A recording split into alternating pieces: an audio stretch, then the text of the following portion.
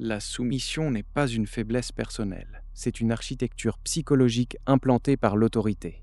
La ne t'attend pas, elle te construit. Tu as toujours cru que le mal était un choix conscient, une perversion inhérente à quelques-uns. Et si je te disais que tu es programmé à l'intégrer sans même le savoir? Un simple uniforme, une étiquette, et l'humanité même peut se désintégrer. Dans les prochaines minutes, tu vas comprendre un mécanisme psychologique d'une puissance terrifiante. Comment les structures de pouvoir, même les plus anodines au départ, peuvent déshumaniser et corrompre des individus parfaitement ordinaires. Ce n'est pas une théorie lointaine, c'est une dynamique omniprésente qui sculpte tes interactions quotidiennes, tes environnements de travail et même les fondements de la société. Reconnaître cette force invisible n'est pas seulement une compétence, c'est une armure mentale essentielle pour protéger ton intégrité et déjouer les pièges de l'influence systémique. Ce que tu vas découvrir pourrait bien changer à jamais ta perception de l'ordre social et de ta propre place à l'intérieur. Imagine un instant un groupe d'étudiants universitaires, jeunes, équilibrés, choisis spécifiquement pour leur bonne santé mentale et leur absence de casier judiciaire. On les divise en deux groupes. L'un devient gardien, l'autre prisonnier. Ils ne sont pas entraînés, n'ont aucune histoire de violence. Simplement des rôles attribués au hasard dans une prison fictive construite au sous-sol d'une université.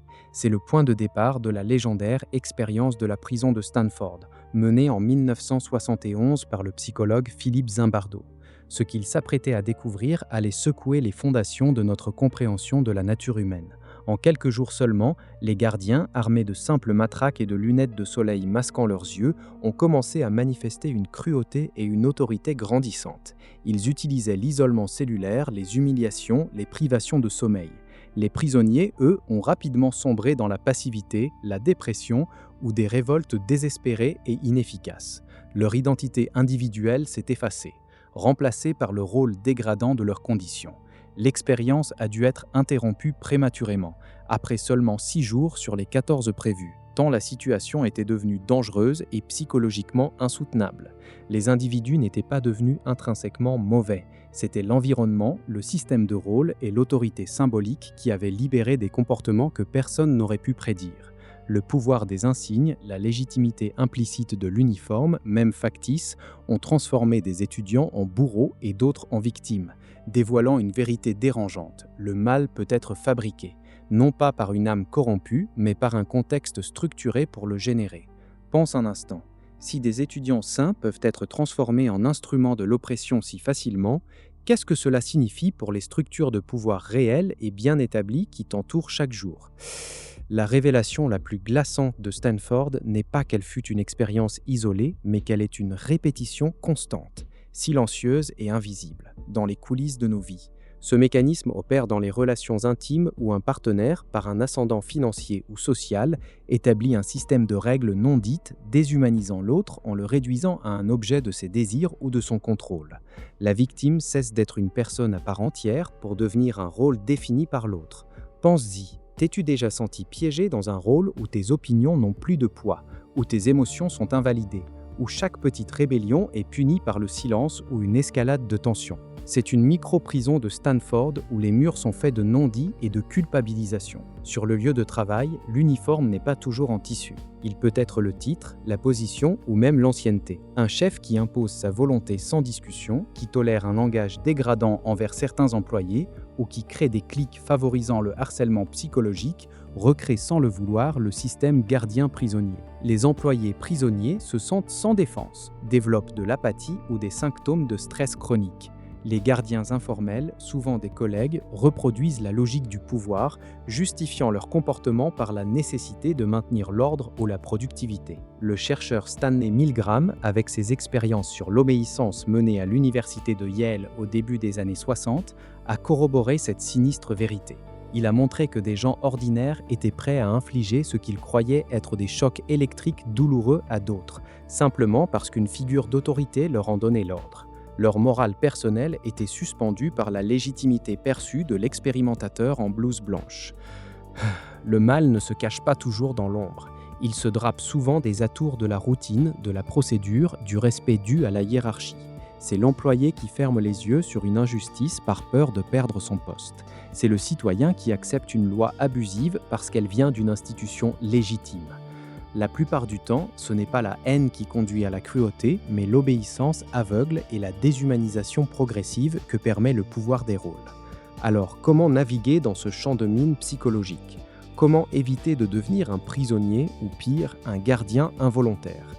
Je te propose 3 clés pour reconnaître et désactiver cette dynamique. La première, remets en question l'uniforme, visible ou invisible.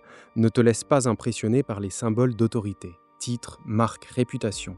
Demande-toi systématiquement, cette personne ou cette institution mérite-t-elle mon obéissance en ce moment précis ?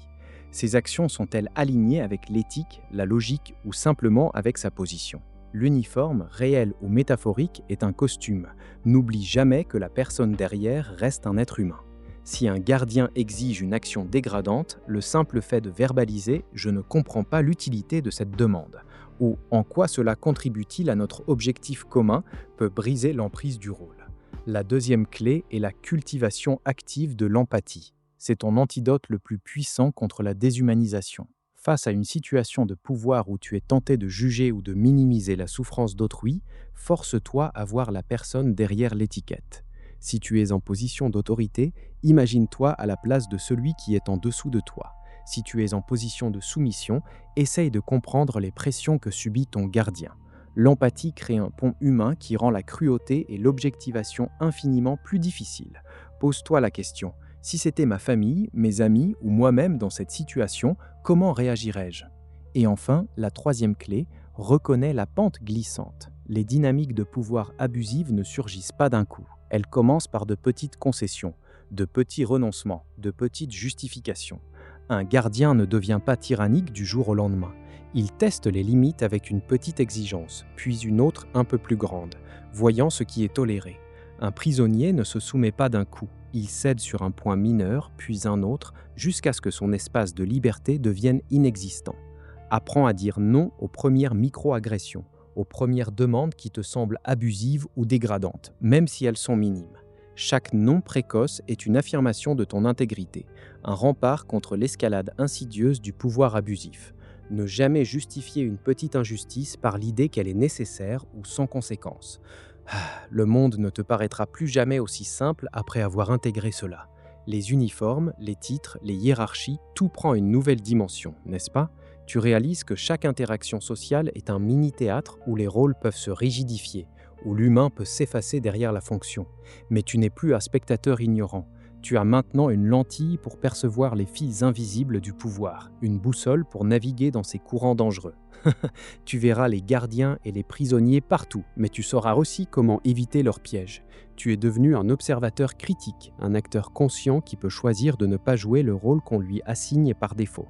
Cette compréhension est une puissance. Utilise-la pour te protéger, pour éclairer les zones d'ombre et pour défendre l'humanité là où le pouvoir menace de l'éteindre.